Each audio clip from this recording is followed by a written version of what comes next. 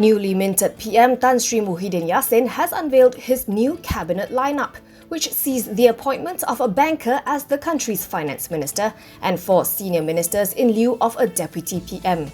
Ex-CIMB Group CEO Tengku Datuk Seri Zafrul Aziz, who previously also headed Maybank Investment Bank and Maybank Kim Eng, will be in charge of the finance portfolio. CIMB announced his resignation from all his positions at the lender following Muhyiddin's announcement. Describing his lineup as functional, the Prime Minister also sees no need for a deputy at the moment and is tasking 4 senior ministers to help him coordinate the affairs of the cabinet. The 4 are Datuk Sri Muhammad Azmin Ali, who was put in charge of international trade and industry, Datuk Sri Ismail Sabri Yaakob for defence, Datuk Sri Fadila Yusof, who returns to oversee the Works Ministry, and Dr. Muhammad Radzi Muhammad Jidin, who will be responsible for education. Among the notable names that also made it to the lineup are Datuk Sri Hishamuddin Hussein, Malaysia's new foreign minister, and Khairi Jamaluddin, who will take care of the science, technology and innovation portfolio. Amid the start of a crude oil price war, a research house says the new Malaysian government will likely revise Budget 2020. This is because crude oil prices are currently trading 45% lower than the benchmark set for government spending this year. In a note today, MIDF Amanah Investment Bank Research said the plunge in oil prices will suppress Malaysia's fiscal capacity, given that Budget 2020 is based on the assumption of $62 per barrel.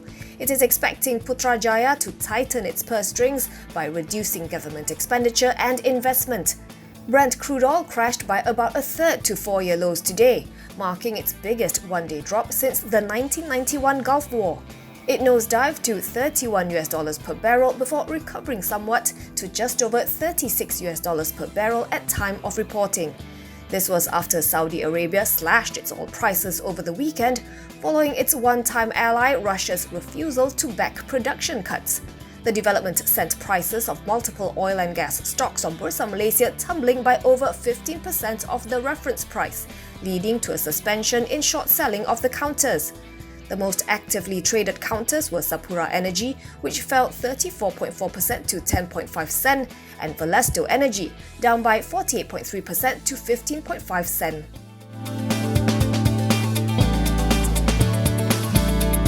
Tan Sri Muhammad Hassan Marikan has stepped down from Khazanah National's board of directors to pursue other endeavours, with effect last Friday, March 6, 2020. In a statement today, Khazanah thanked Muhammad Hassan for his commitment and contributions to the Sovereign Wealth Fund throughout his tenure as a member of the board of directors and wished him the very best for the future. Muhammad Hassan was formerly Petronas President and CEO and is also on the Council of Eminent Persons.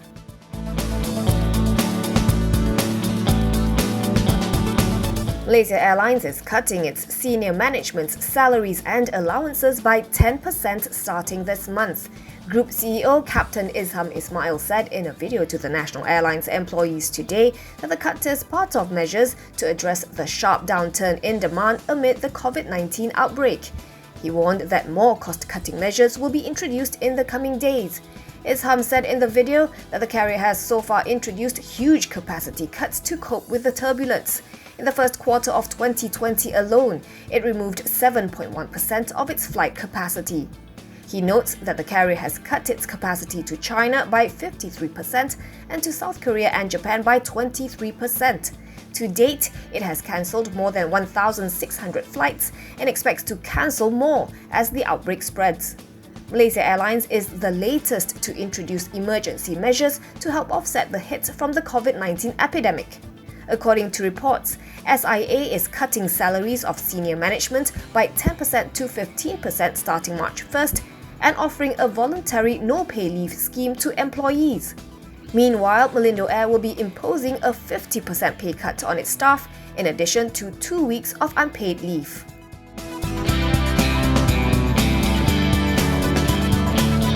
Britain's largest retailer Tesco is selling its businesses in Thailand and Malaysia to a combination of entities under Bangkok-based Charoen Pokpan Group for an enterprise value of $10.6 billion or 44.6 billion ringgit.